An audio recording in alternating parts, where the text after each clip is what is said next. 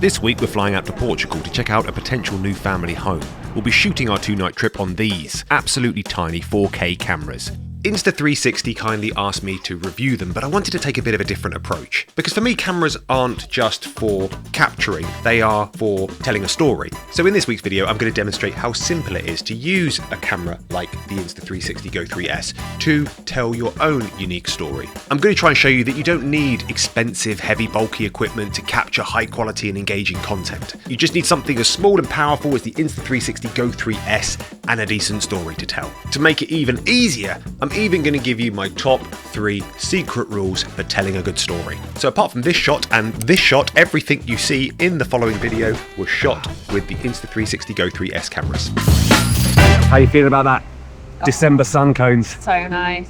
I normally have like multiple layers and thermals, and I sit on top of a radiator all day, so this is like a happy place. The house looks perfect online, but let's face it, we all look perfect online. I mean, look at me. On LinkedIn, I'm a digital storytelling strategist and multimedia content architect, but in reality, I'm a balding vlogger. Rule number 1, establish the why. Every story needs a reason to exist, something that drives the characters or the message forward, whether it's chasing a dream, solving a problem, or overcoming an obstacle. In the first 8 seconds of this video, I explained our why. We're flying out to Portugal to try and find our new family home, so we can tick off rule number 1. Easy, right? Let's not move on to rule number 2 just yet. All this travelling has painted us rather famished. As we sat in the December sun, lulled by the rhythmic whispers of the waves on the shore and the gentle clinking of glasses, a man with an acoustic guitar suddenly appeared, which, let's face it, is never a good sign. To be honest, it almost felt metaphorical, a reminder that no matter how idyllic things seem to be, something can and will always come along to absolutely ruin it.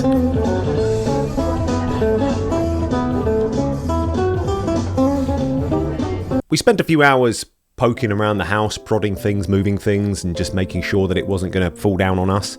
We'll go into more details about it next week, but while I'm working on that, let's see if Hannah thought it was the one. I knew it. What, you really like it? I knew it was going to be the one. I really think it's definitely the one. Very holiday homey. Well, do you not want to feel like you're on holiday all year round? No, what are your thoughts, seriously? Well, my thoughts are that it is very holiday homey. Like a lot, it's 50-60% of these houses around us are owned by holiday homes, which is okay, but you feel like you're living next to kind of like derelict houses. My major concern though is I just don't have an office space, and that's my biggest concern. Yeah, and I wouldn't either. Yeah. Right now we both have an office space. Mm-hmm. I love the idea of it. I think we could make it incredible, but needs time and we're maxing out on the budget, and we're not leaving ourselves really anything for renovation. Yeah. And it does need a lot of renovation. Yeah. So for me, I see something that I could happily paint and throw some rugs down and live in for a few months before any structural or like things got fixed. Yeah. I see something that I potentially could aesthetically make look pleasing, even if it wasn't exactly what we wanted straight away. Okay. That's what I see. Yeah. With a view of eventually redoing everything and maybe knocking out a couple of walls and stuff. But yeah, I don't know. Let's go have a coffee and chat. Okay. Even though we've been doing this job for like 10 years, I've always been like embarrassed holding a big camera out like that in public.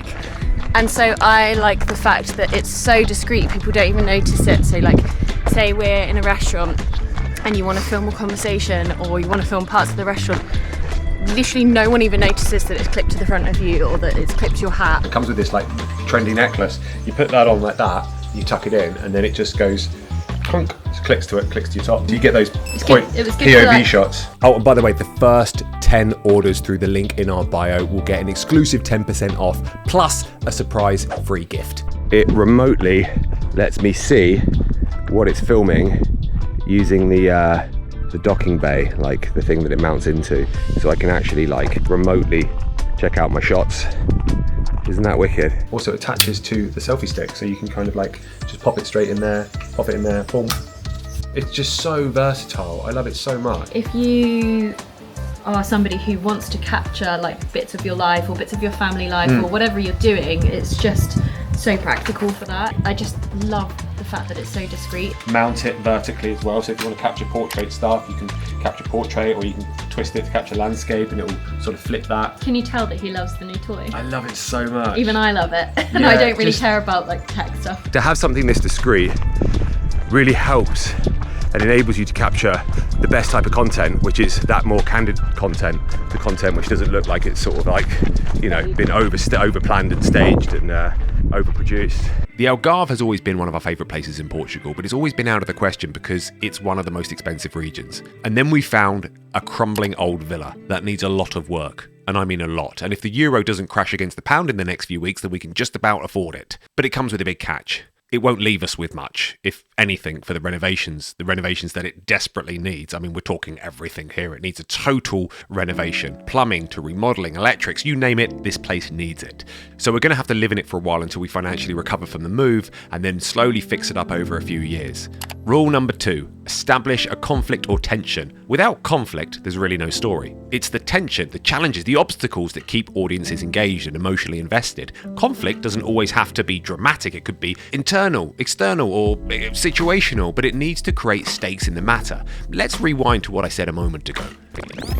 We're maxing out on the budget and we're not leaving ourselves really anything for Yeah. renovation. Yeah. That's me essentially establishing some point of conflict or tension. We all have it, and the best way to find it is to be honest and open about what you're conflicted with, about the obstacles in your life. But why should I tell my story, Steph? I'm not an attention-seeking narcissist like you. Because you won't regret it. The footage I have of my dad, who sadly passed away a few years ago, has such like an immeasurable value to it. We're all living through these temporary chapters of our lives, and I think it's really important that we capture some of them just to look back on in years to come. Not to put out there for other people to see, just for yourself. You might say, well, I don't know anything about filming or composition or any of this stuff, Steph. You don't need to. You don't need to worry about getting fancy shots, because the truth is, they don't matter. They really don't matter. What matters isn't how pretty your shots are, unless they're serving a purpose. They're just pointless stodge. The only thing that will ever matter is the story. The story is the king. And here's the best part. We all have a story to tell. Even if you don't think you do. I promise you do. The most interesting thing in the world could be boring if it wasn't told effectively. And even the most mundane thing can become fascinating if told in the right way. Personally speaking, I'd far rather hear a fascinating story about a shelf packer in Morrison's than a boring story about an astronaut who met an alien for the first time.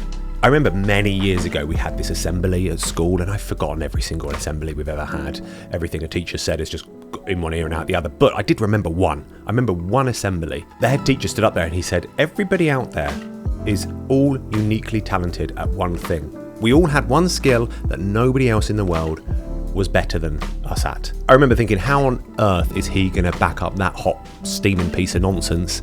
And then he said something which has stuck with me all these years. That thing, he said, is being yourself. He was right. There is nobody in the world better at being you than you. Each and every one of you possess a unique perspective on the world that only you have. And it's fascinating. I'd love to know what you think about different subjects we may not agree. That's completely fine. If that's better, if anything, it makes it all the more intriguing. Look at me, right? I'm a balding middle-aged man who lives in Bath. If I can make videos that are borderline watchable, then I'm sure you can. Anyway, you've waited long enough. It is time for the third and final rule of how to tell a good story. Rule number 3, the payoff.